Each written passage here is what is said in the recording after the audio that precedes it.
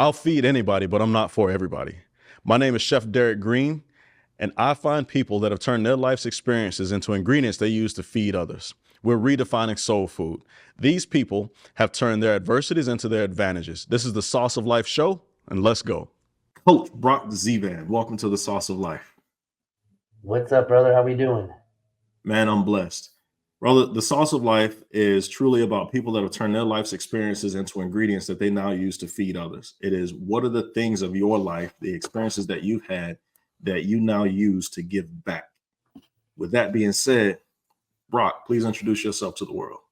What's up, man? Well, as you said, I am Brock Zevan. I am calling or zooming, or not even zooming, I guess streaming here from Charlotte, North Carolina. I'm originally from New York, upstate New York, the farmland. That's part of my story, a little bit about my growth and where I started. But yeah, I'm down here in Charlotte. I'm a real estate agent, life coach, business coach, real estate agent, and a DAD, as I say on my podcast. That I've been blessed and fortunate to have you on. It is one of our leaders on our show, and so yeah, I got two amazing kids. I got a 6-year-old son, Bryce, a 12-year-old daughter. They've had impacts in my life in different points and different parts of it. They are some of my defining moments on what's helped me get to where I am today. And just very blessed and fortunate to be able to be here and to share with you some of these real fun moments in my life. But they're all part of the journey that God put me on. Man, let's talk about that beautiful journey, bro, because as I know from things offline, God has tested you. He's put you in some rough waters at time, and you've pushed through. And now you have a platform. You have several platforms, but you're constantly in. It seems a perpetual motion of giving back to others. Where does that originate? Did you have that as parents, or talk to me about your early life? So yeah, my dad was constantly on that. He constantly was giving back. He was always volunteering, whether it be in the school systems. So I'm the oldest of five. So and we are all within 6 years of each other. So Oh, God bless my parents that they were in diapers for about 10 to 11 years, constantly. I don't know how they did it. I really don't. Coming as being a parent now, I'm like, Mom, Dad, what were you thinking? Seriously? So I'm 46, and the youngest is 40. And I mean, it was nonstop. I mean, even one of them was, I think they call them Irish twins. Like they even had my sister before even my brother turned one. I was just like, wow, all right, Dad. So it's like it was just nonstop with kids, and but we were close, very very close, because we're all literally jam packed. We're blue collar worker, where my dad was in the postal service, so like he wasn't making bukus of money. He was not an engineer. We came from IBM town, but my dad didn't work in IBM. My mom got us into the school system because she was a cafeteria worker. At the time, I didn't really understand being at a private school, Catholic private school in upstate New York. Was a hard school. It's expensive, and because she was a worker, she did it for us to go to for free. And so when I look back at it, it's figuring it out, finding ways to be able to get what you want. That just because you financially can't do it, there's ways to do it. And I didn't understand that at the time. I really had no clue, but these were little seeds that I was planting, that they were planting in me that helped me later down the road. And so both my parents brought in different ingredients. They brought in different flavors to teach me work ethic, discipline. My dad worked two jobs because the one job at the postal service just wasn't cutting it. So he became a janitorial person. So he would work from 4 o'clock till 7 o'clock in the morning, and then jump into his change of clothes. And he would work the stamp person when you go there, the clerk. He'd work there from 8 o'clock to 5 o'clock, come back home, and he'd dive into getting in his car again and shipping us out to different practices and different school events and everything else. And you're young, you don't really understand it. You don't get what they were doing for you at the time period. And my mom, it was a cafeteria style, feeding us, getting us off to schools, lunches, and that was a process. And little did I know, process and discipline were going to be a key ingredient, not only in my coaching career and helping other people, but it's part of life. And so I learned a lot as I grew older to understand where they were and what they were doing to me. So that was really a backbone of my foundation of just understanding that type of stuff, because I wasn't a good kid. I was a rebel raiser, and just kind of like just did my own thing and beat it at my own drum. And I did that for quite some time, in all honesty. But I had some foundational steps. One of them, I was 13 years old, and I wanted to go to work. And I'm in a rural area, farmland. And one of my defining moments was I was told no, that I couldn't work because I was too young. And so I was just like, what do you mean I'm too young? They're like, well, you have to be, I can't remember if it was 14 or 15, but to get working papers back then, you had to get working papers so you could file your taxes or whatever. And I was like, really? I didn't accept it. So I called the town. Here I am, 13 years old. I called the town. I said, excuse me, could you tell me a little bit? I don't understand why I can't work at a farm. And they said, excuse me? I said, well, I'm trying to work at a farm, and I was told no because I'm 13 years old. And they say, well, if you work for a farm, that is considered agriculture. And agriculture will allow you to work at 13 years old. So, yeah, you can work. And I was just like, then here we go. Sign me up. And so that's when I discovered relentlessness. I discovered it not really at 13, but I wasn't accepting no. And that literally was another seed, another ingredient that was planted into my recipe of being relentless later down the road, that you don't have to accept no.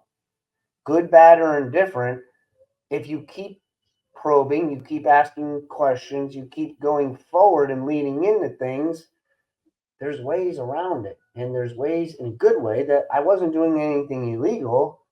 It was just, yeah, you're in agriculture, you can do it. And so I started working. I remember my first paycheck was like 27 bucks. I made it was like $3.25 an hour.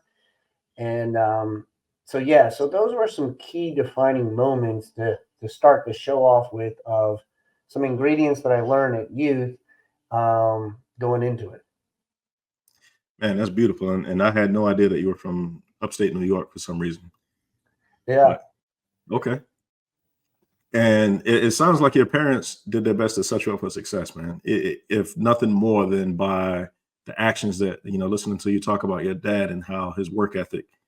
Um, but it also sounds like he didn't have that thing that is now called work-life balance. No, no, he was a hard worker. My grandpa was a hard worker. Work's all we knew.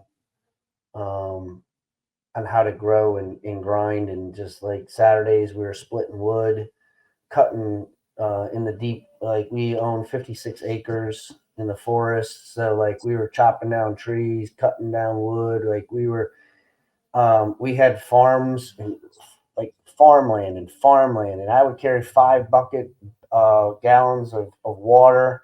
People used to ask me when I was at school, like, man, where do you work out, what gym do you go to? I'm like, I work on a farm, for crying out loud. Like, there's no gym. It's carrying hay barrels, picking up like trees. It's like stacking wood. It's lifting calves, and moving cows, and just like that's what I did. And I didn't realize that until I did that for like 3 years, 4 years, and then I got introduced to girls and drinking.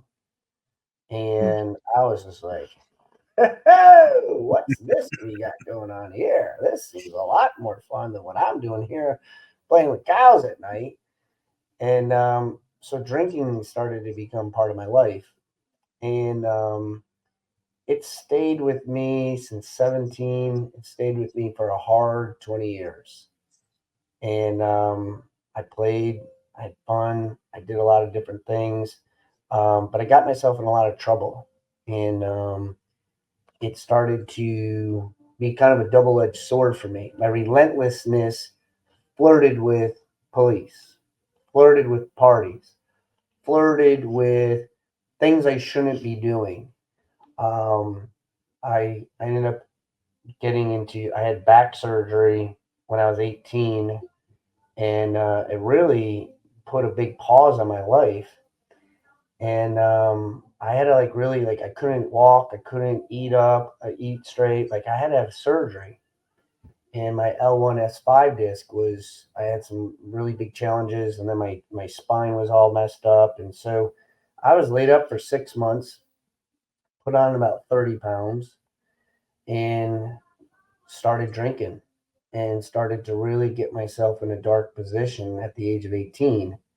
Almost, I was on academic probation with school. Just kind of like was not in the right room, man. I was not in the right environment, but it was, and part of it was family, and I loved my family, but I was just in the wrong environment. And a buddy of mine said, man, is this what you want to do the rest of your life? Become overweight and drink all the time and just party? And it kind of hit me, and I was like, no, like, I guess not. I never really thought about that. Like, you just really didn't understand that. And so I got myself back together again, started to get myself back into shape, started to build that relentless on the positive side of things. And I tried out for football and wanted to play football in college. Well, because I had back surgery, I had to get approved to have the surgery. And they're just like, well, you're not going to be able to play because of your surgery. And I was just like, yeah, that's not happening. And so they're like, well, you're going to have to go through a bunch of tests. And I had to train so hard in my core to strengthen my back to be able to do all this. And I was a free safety and wide receiver. And lo and behold, 6 months later, I was putting on a helmet and playing football. And I got to play at a college level, and nobody can take that away from me. And so I really enjoyed it, and I even got to a point that I was gonna, at the time period, Wayne Corbett, who played for the Jets, because I played at a Division III school, he started Division III to go play in the NFL, and so I went out for it and tried out for it, and to be able to say like, hey, I had an opportunity, had a very far opportunity to play for the NFL, but I gave it a shot. I gave it a try, and needless to say, I just didn't have the speed nor the agility to play at that level. But it was pretty cool to be able to be around that type of thing. But it was just, somebody said no to me, and I was going to say, no, I'm going to do that. And that carried on, through, once again, from my youth to high school to college, going into my entrepreneurship of becoming a real estate agent, because I had another defining moment. Unless you got some questions, I can be good. You want me to keep going? Brock, what's your next defining moment?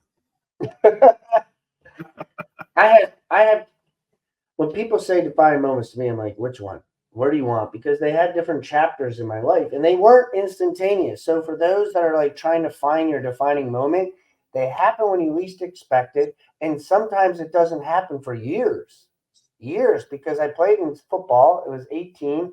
I did it all the way to 21. My next defining moment really didn't come into play until several years after that, when somebody asked me, they're like, well, why don't you become a real estate agent?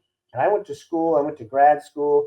I became an assistant principal, was getting my principalship license. I was getting ready to get my doctorate to become a superintendent. I was on my way on that journey, because I was told what you do is you grow up, you go to high school, you go to college, you get a job, you get married, and you work for 30 years, you retire, and you have a family, and then you die.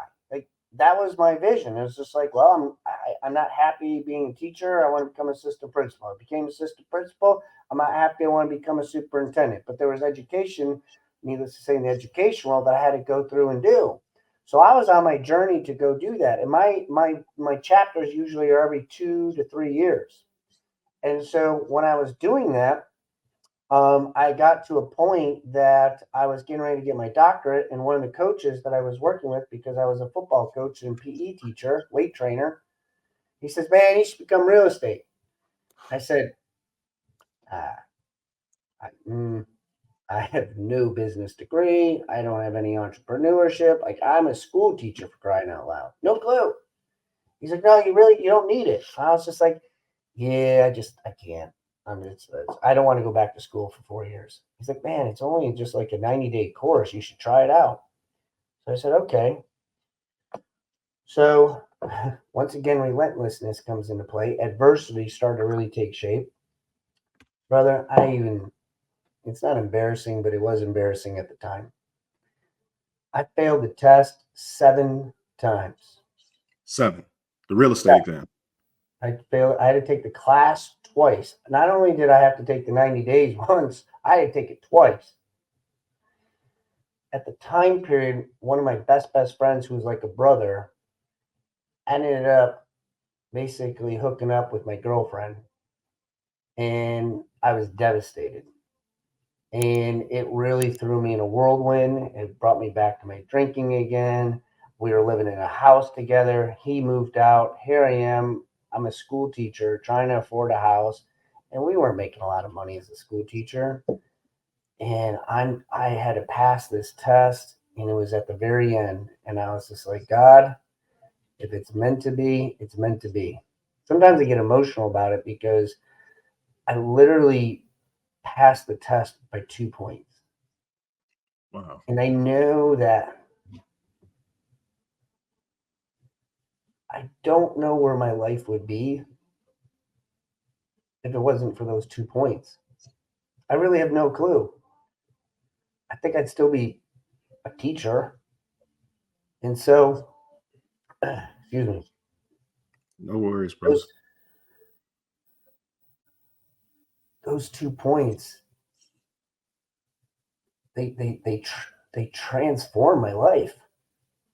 There's I wouldn't have what I have. I wouldn't do and go on vacations and have the lifestyle that I live, because as a school teacher, you're only making $40,000 a year. And, you know, as a real estate agent, I've been blessed and fortunate that 3 times in my life, I made $100,000 in a month. So to say that to make $40,000 a year to transform this lifestyle was just like mind blowing to me. And so that's what really ignited me to never giving up, to continue to fight, to continue that adversity, that just no matter how many times you fail, just keep going. And so I kept on that path of just fighting. And I think the relentlessness was really the adversity, those ingredients were really building into me, where things were really starting to cook. And just like anything in life, you think you're in the driver's seat and everything's going really well. And 2007 takes place, and the whole market comes crashing down. The real estate market comes crashing down. And I was a late bloomer in the marriage world, and with kids, and I didn't have my first daughter. I got married when I was 34, and no, 30, 32. Yeah, because it's 24. Yeah. And so I had Brielle. Brielle was 30. I was 34 years old. And I started to make good money. And money started to control me. I started to get in the wrong rooms, which ended up being the wrong bars. And drinking started to really take shape. And my marriage wasn't good because I was drinking more. And I was a mess, man. I was going down a slippery slope. And I did that for 4 years hard. And I was living many lives, um, out late, sleeping on couches, just got separated with my wife for the first time. I've been separated twice. And the first time I was by myself. I lived down here in Lake Norman. So I mean, I was living the lake life, living the boat life, living the women life, living the drinking life, and I was running hard and I was running in the wrong direction. But I didn't realize it until some really bad stuff happened to me. And I had to take a hard look in the mirror about this addiction that I was facing.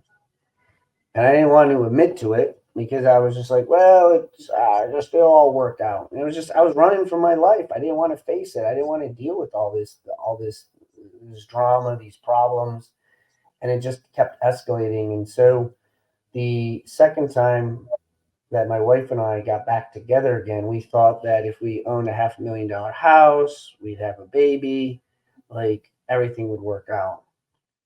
And needless to say, it didn't.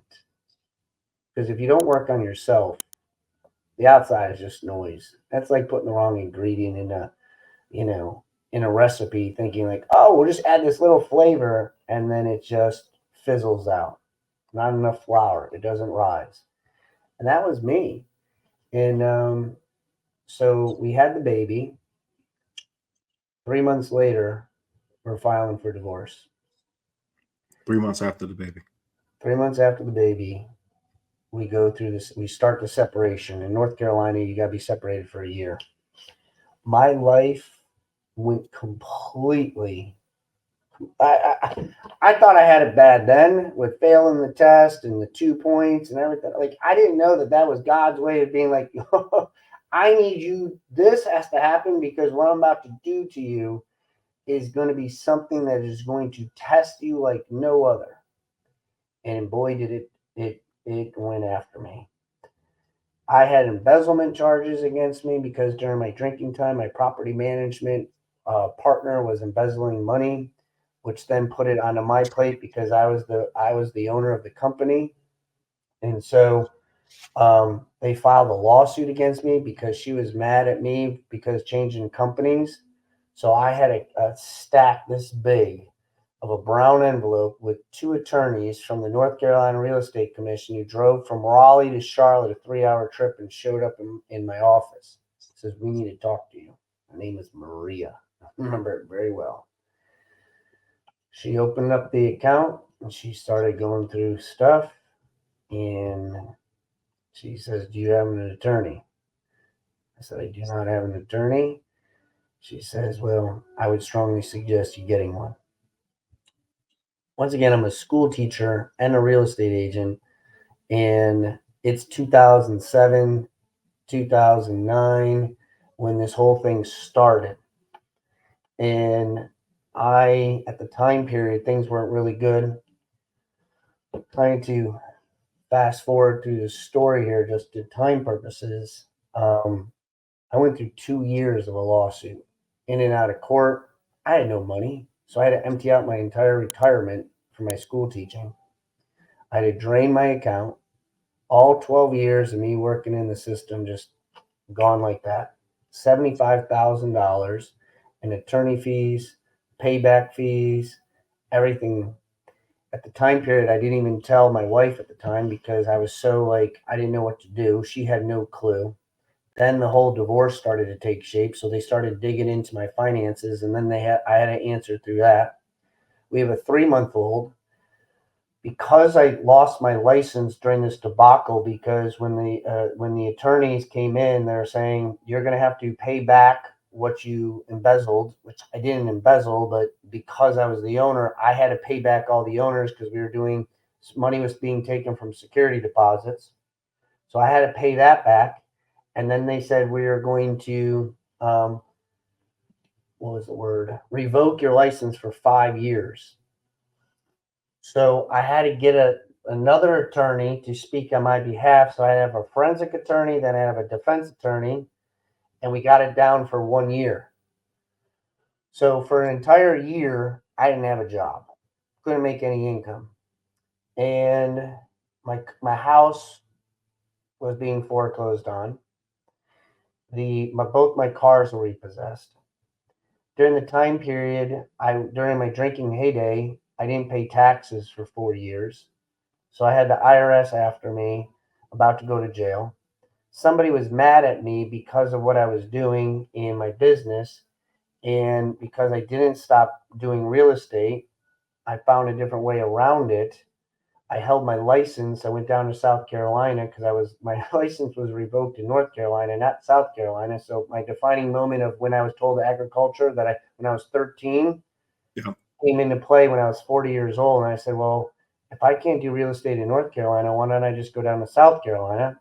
I drove 30 minutes south or into South Carolina. I knocked on the door to the Keller Williams office and I said, I like to, I'm revoked here just to let you know, but I like to hang my license here. Can I do that? They're like, yeah, that's not a problem at all. So I found a way around that. Well, then I had a bunch of haters come after me. So then they started filing complaints and they filed building permits with me because I was starting my own office. And I had to go through that. Then I had somebody so mad at me that they filed a DSS case against me and my kids. And I had to fight for my kids. And they said that I left my kids alone. And so that was the most gut wrenching moments of my life, saying that and you hear stories on Netflix on this stuff, and they're like, you can lose your children because you're not a father of who leaves their kid. I'm like, what? What are you talking about? Man, it was hard. It was hard. I didn't know. I had police officers coming to my door at least twice a week, and they would come in all hours. And one of them came when my son was there, and they're like, I get all emotional on that again. But the sheriff shows up, knocks on the door, and I had no clue at the time. It was late too. It was like 7:30, and the police comes to the door and says, "Sir, I have to submit, or I have to subpoena you this." And my son looked at me. He goes, "Dad, why is there a police officer at the door?" And that was a really another challenging time. It hit me hard, and I was just like, because you think you think you're past your path, but you're still cleaning the street. You're still having to work hard because it catches up to you. And so I'm a very big believer of keeping my side of the street clean, and why I want to help so many people and why I do what I do is because many people give up. They really do, because they're just like, I can't win. It keeps coming after you. It keeps coming back. It haunts you for a while. And I just knew at that point I had to keep fighting. I got to some really dark days and I wanted to commit suicide because I didn't think I could do it. I had a tree planned out and what I was going to do. And it was hard. What kept you here? My kids. My kids. My kids are my everything. Sorry, man. I didn't know I was going to do this. Bro, this is the sauce of life, man. This real stories that you're talking about, and you never know what story or what part of your story that you're sharing is going to impact someone else and change their life, bro. And that's just the reality of it. Mm-hmm. I appreciate your vulnerability, bro, because me personally, I desire to die without any knowledge retained in here. I Mm-hmm. want it all pushed out. And hearing you speak and understanding that there was such an extended period of time where life was kicking you in the teeth, there are many people that would have given up. I was a suicide intervention instructor, and man, there are so many people that could have faced half the things that you did, and they would have given up trying to start a shotgun or something like this, or actually go use that tree. So I appreciate the fact that you're still here and that you're vulnerable enough to share this. That's a lot to unpack, dude. Holy crap. Oh, and by the way, I was 1 year in recovery in alcohol, dealing with AA stuff as I'm going through all this stuff where I was just like, I was in AA meetings every day, twice a day sometimes, because I'm trying to stop drinking and, all this nonsense is going on and I don't have a house. I'm like, house hopping from my parents' house, and we were nesting. So like I would stay at our house with my kids, then I'd have to live with my parents, and then I have to go back and forth. And trying to make money. I was running 18 people on my team. I had 4 employees. I had a $26,000 per month overhead that I had to still afford between my business and my finances. And, and still trying to walk into the day. Like literally my mindset podcast show, this is when it was starting. And so to pretend that my life was all in order and things were good every single day, it was, hey, good morning, everybody. How's everybody doing today? I'm like, like in the back of my mind, I'm like, what a fake you are. Like your day is nothing like what it is. But I knew that I had to show up because I knew at some point, and I say it to people many times, well, I know God put me on here on purpose to help people now. I was embarrassed like no other.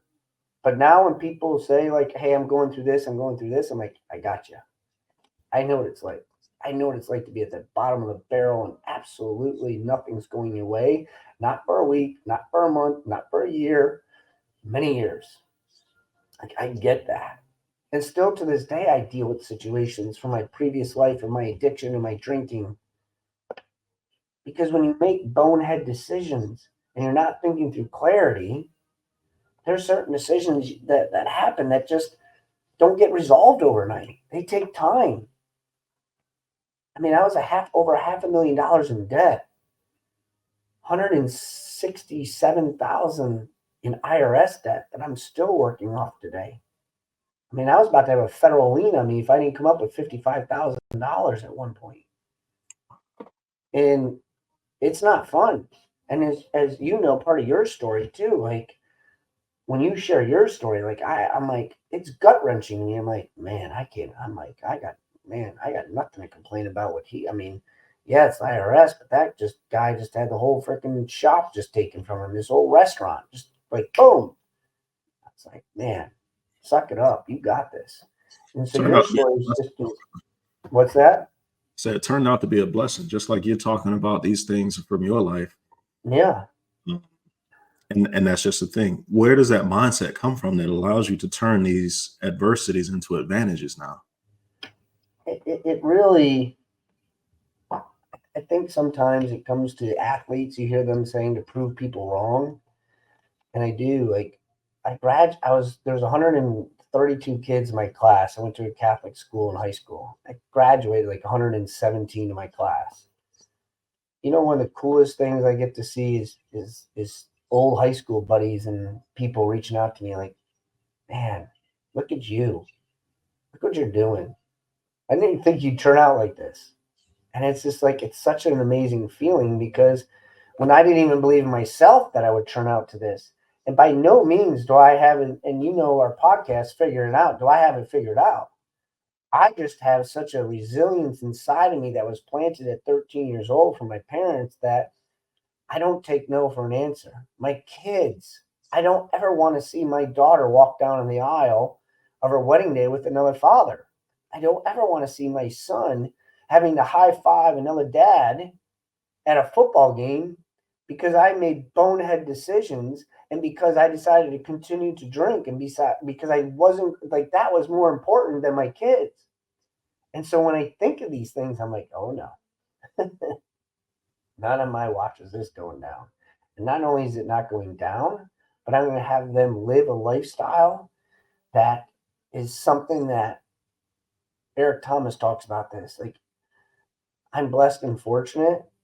My kids will always have whatever they need. Not to say like I give them everything, like trust me, there's some rules and regulations, but now I work for my grandkids.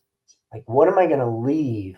What legacy am I going to leave for my grandkids so then that my kids can say, oh, that was from Grandpa Brock. Grandpa Brock was the one that got this for you. He set us up for this. And so Yep. to me, that's what gets me going. That's what gets me at 46 years old when my son wants to play basketball because he's 6. And in 10 years, when they're all playing basketball, I'm like, hey, Dad, you want to play? Yeah, I'm in. Who's got next? That's why I work out in the mornings. So I'm not an overweight person who can't. I was like, well, Dad, he's getting old. He's got a stress. Like, no, I'm in, man. I'm ready to rock and roll. What do you want? It's a So, beautiful thing, man. I love that mindset, bro. You tapped on so many different things throughout this conversation. And it's like, man, where to start with you, bro? Just from somebody listening and understanding that you are a person who you were talking, man, and it literally reminded, there was a scene that played in my head from American History X, this movie that I was shown so many years ago, where they made this guy like bite the curb and somebody stomped on his head. I And remember that too. I was just like, I remember that's so funny. Like, I remember that visual being like, oh God. but that's the scene that popped into my head as you're explaining all of these things. And it's like life is just making you bite the curb. And that's what it sounds like, is that life made you bite the curb so many times. And then, dude, to know that all of this is happening and you're going through a divorce at the same time, the IRS is crawling down your neck, and you're battling to stay sober. How the hell? So you say that you went every day, sometimes twice a day, to AA. Mm-hmm. I've heard mixed reviews about rooms of recovery. What's your take on it? Because it seems that it was such an impactful event for you. I think just like anything, you have to have a starting block. You don't know what you don't know. Um, in the beginning, you feel alone, and so you need to be around strength in numbers. I think I'm a very big advocate or strength in numbers. When you used to go to bars and drinking, it was just like I always felt better when your fan club's there. You're with your buddy or your pal. It was very seldom would you ever go in by yourself, at least for me. So when I went into AA, that's how it started for me. As I grew into it by year two, it wasn't for me, and so I decided to personally to remove myself from it. And I could share if you want, but that's literally, it just wasn't for me. And so I decided to go in a different direction. I started to pivot, and I started to focus more on myself and my mindset, because I had the foundation at that time that I'm like, okay, enough about talking about it. It's now to take action on it. And so that was a very deciding factor, that I just didn't want to talk about it every day and bitch about it and complain about it. I wanted to take action now. And so that was my drive of like, oh no, I'm going to do this. Oh no, I can make that money. Oh no, I'm not any different than anybody else. I'm going to do it. And so that started to really take shape with me of doing the action steps with it. Bro, it literally sounds like, and if you haven't copyrighted this yet, you should, but it sounds like that every day of your life is another 2 point moment. Mm. It sounds like all of these successes that you have now, even in the face of some adversities that you're still dealing with, it's like, I passed today by 2 points. Mm. Um, I'm literally sitting here, and it's just like the admiration that I have for you and the contribution that you give back, because you could have easily given up. And there's so many times that you didn't. And now I have your book in front of me, by the way, Turning Scripts Mhm. into Conversations. So, Turning Scripts into Conversations, the moment that I heard you mention the title of that book, in my mind, because I had been thinking about a mentor of mine that I helped him ghostwrite his book, and he talks about the scripts that he had throughout his life. And those scripts would be things like, I'm not loved, I'm not worthy, I can't do this. Or, he questioned various parts of his life. What are some of the scripts that, positive or negative, you decide, but what are some of the scripts that helped you get to where you are now?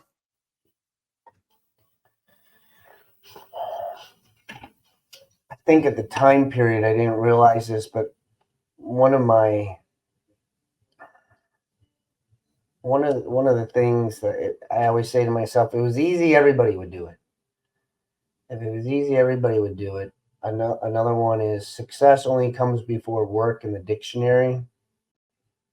And those were my two main components that really always pushed me to doing extra, go the extra mile. The power of one more with Ed Milet. The more that I started to work on myself, the more exposure I got to other people in my growth internally. And then in about 3 years, I met a spiritual mentor, Justin Ford, because majority of my life I was just doing it by grit and grind. Once God came into my life, I mean, I was Catholic. My mom was in the convent. Like I had those moments. I knew God. I knew my prayers, but I didn't know God in here. I knew him up here, but not in here. And once that transition took place, I honestly, and it's going to sound a little crazy, but I feel like I'm unstoppable now. I feel like once God, like I don't drive the bus anymore. I sit in the passenger seat. He drives, and I hear him saying, "You better buckle up. It's going to be a wild ride." And I'm like, "I'm in. I'm in. I don't try to do it anymore." And that's why like people always like, "Man, how do you handle the highs and lows?" I'm like, once God entered into my life, there's really if if I can go through all that without him, what can I do with him? Right. And so that really has been the main theme that has transformed my life. Like that book. I mean, I like my English teacher, like they would laugh at me. Like I couldn't write to save my life. And one of the things about my book that I hear people say is it sounds like I'm talking to them Hmm. because I did that because that's me. I didn't want it to be like the normal traditional way. Like I want it to be like I want to pretend that I'm talking to you. I want to pretend that I'm having a conversation with you because so much in life we play around with this thing right here and not this right here. Yeah. We don't listen to understand. We want to get our own 2 cents in, and then if we're not, we're just on our phone and we want to just like text me and do this, and we miss out on relationships. And the most important relationship I was missing out with was my conversations with God and asking Him. And because I had such limiting beliefs all my life, where now, I mean, we were having conversations today on our leadership of like, who feels like are we at our potential? Like how much more potential do we have? And I felt it. It's just like no, like I'm in. Like I want to grow with this. And I was just like, it felt like coaching again. It felt like the team was buying in, no matter how hard it looked. We're in. And I think it always starts as the leader. Like I'm always like, all right, let's roll up our sleeves. I'm just Muhammad Ali says it. How do they would say, like, how many sit-ups do you do? He goes, I have no idea. Like, no idea. Don't you count? He goes, I don't start counting until the pain hits. And that's kind of how I look at things. Like, I don't know, like me working, like work's just part of my normal day. Like doing this and doing this, like it doesn't really start until like, all right, we got some challenges. I really got to start thinking now. I really got to start working. And that's just kind of how my conversations have been in my life of pushing myself to the next level of listening into other people, muting out the noises around me to focus in on where I need to do, but knowing God has been a huge influence in my life. I mean, last 3 years, it's like I feel like I've just started. I mean, I've only been sober and working on myself for the last 8. I actually celebrated in 2 days on November 1st.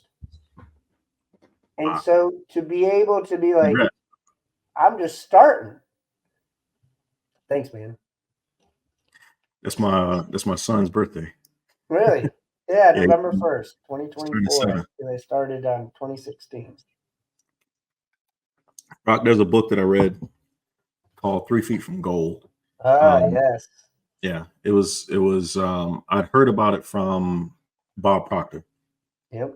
but one of the things mentioned in that book was about this guy who meets one of his role models in the financial world, and the guy says to him, the role model says to him, I have these people I want you to meet. So we can move your life forward with whatever. And the guy's like, oh, absolutely. And he's like, so meet me here, whatever, and I'll introduce you to my friends. But then the mentor asks, would I want to meet your friends? What I heard and took away from that was, would the person that you want to be want to meet your closest friends? You've mentioned several stages in your life. Would the Brock back then be able to sit and have a conversation with your 5 friends now? You know what I mean? Like, No, it was. I look at some of the Facebook history. They tell you like 5 years ago, 10 years ago, like, and I look at that and I don't even recognize I recognize myself, but I wouldn't even want to talk to that Brock. Brock was very narcissistic. I say it many times. My drinking has changed. My thinking has not. So I'm still narcissistic. I still have these traits, but I've learned how to control them. I've learned how to. Eric Thomas talks about controlling the beast. There's a beast within me. I know when to let it out and when to keep it in. And the greatest compliment is like when people say like we probably need to get Brock involved in this, because that's my way of like we need to unleash his gift that God gave him. Like he's really good at talking and negotiating and keeping it in between the lanes. See, I still had the beast 10 years ago, but I couldn't keep in the lanes. The beast was all over the place doing everything else, running from the cops and doing this and going here and just doing crazy stuff. The beast still exists within me. yeah, It's just I fine-tuned it. So there's no way in hell I could talk to those people because they wouldn't make sense. I'd be like, wait, what? Because we're just in 2 different levels of our life now.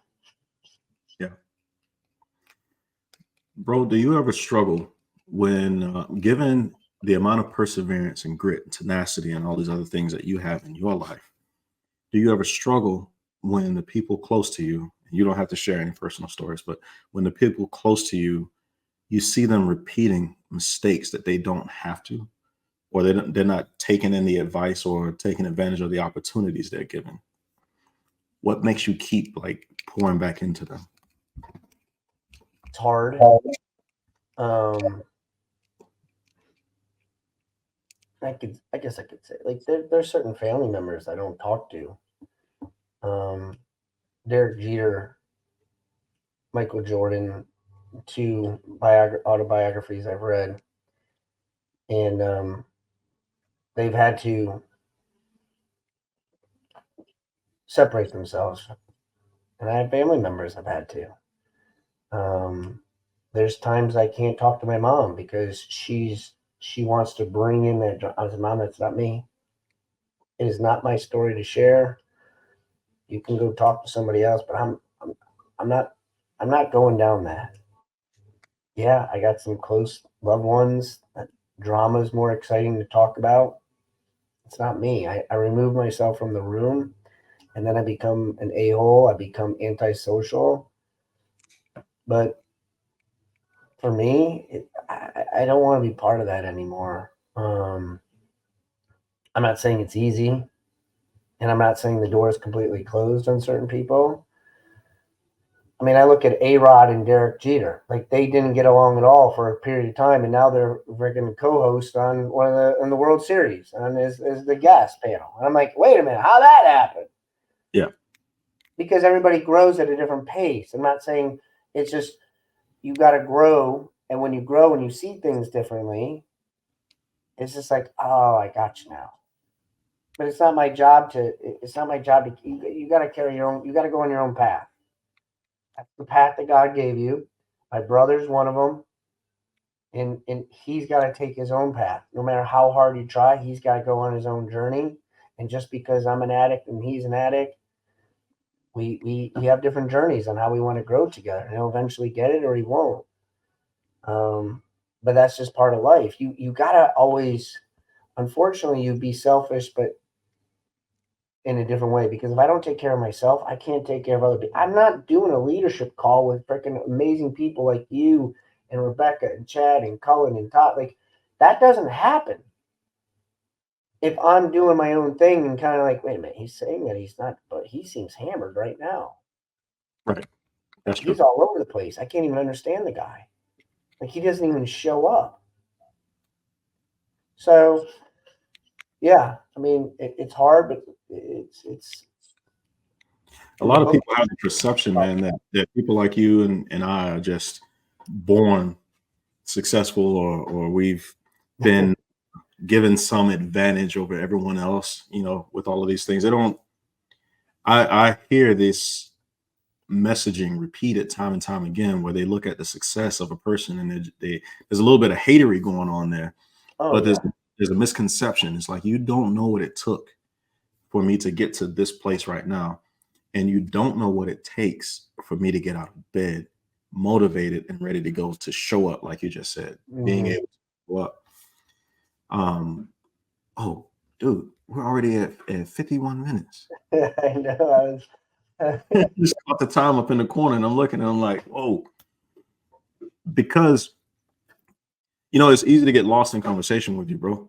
It's easy to do that because you're dropping these nuggets of wisdom, but you're real and authentic. And that level of authenticity is something that a lot of people are afraid of. They're scared to open that closet door and let the skeletons fall out, not realizing that that's where the power is. Like, you Mhm. regain control over your life when you can step up and say, I messed up. I drank again, or I cheated, or I did this or that. That's awesome. My neighbor is outside with a snowblower. Literally, yeah, I appreciate that. Well, we have about 6 or 7 inches that got dropped on us this morning. And so, Wow. Yeah, nothing here, and so far Wendy has not showed up yet. So good old hey, no worries. Leo is still quiet right now. So Brock, man, I just need to tell you, it's becoming a thing now as I close out interviews with people, where I realize that they need their roses. I want to make sure that I'm giving you your roses. And the fact that you came on here today, this has been like a ideal 90-10. So 90% of the conversation was you, 10 minutes me asking questions or clarifying different things. I appreciate the vulnerability and the openness, the authenticity, even emotionally showing the world that, this thing isn't easy, but also being able to say, hey, I've been $500,000 in debt and I came back from it, or I'm coming back from it. I've had the IRS want 167,000. I don't remember the exact number, but whatever that number was that you said, and you're still going through it. And yet you're still showing up every day and providing a platform for others as well, like myself, to be able to stand on and help impact and change people's lives. And I'll tell my audience that Brock is genuine in helping to try to grow the audience, not for monetary gain, but for the impact that it'll have on your life. And I appreciate that so much. I appreciate that if I were asked about the 5 people closest to me, you'd be one of those people that I would be like, well, there's Brock, and there's this person, that person, this person. You know what I mean? So mhm. thank you for that, brother. I have 2 final questions to wrap this thing up, because we try and keep the interviews the same length, roughly. Yeah. Where can people contact you if they want to get a hold of you? So I do the easiest one is brockzevan.com is the easiest way to get in touch with me. You get to see me as a speaker, as a dad, as a real estate agent, and a coach. A simple contact buttons on there, a little bit of blurb about me. You can also hit me up and look me up on YouTube. My life story, we put in a video, and it's a 12-minute blurb, but we hit the highlights on it. So my YouTube, you can check me out on my YouTube channel, Brock Zevan. Coach, you can put that in the right there in the YouTube link, and I'll pop up there. It's the first video that pops up. Those would be the 2 main places. You can also check out our Facebook page, our private Facebook page, Brock Zevan's Mindset Motivational Coaching. It is there. It's a private page, so you can feel free to reach out to me that way as well. Appreciate that. I want to make sure that man, I don't see you any differently than an Ed Milet or an Eric Thomas or a Tim Grover, who trained Kobe and Jordan. like the impact that you have now and the impact, the compounding effect of what you're doing now. We won't even know what that is until 10, 20 years from now, when you and I are like old dudes. Yeah. You got me about 2 years, but final question for you, bro, is if this were the last time that you and I talked, or the only time that someone from our audience got to hear you speak, what would you want us to walk away with?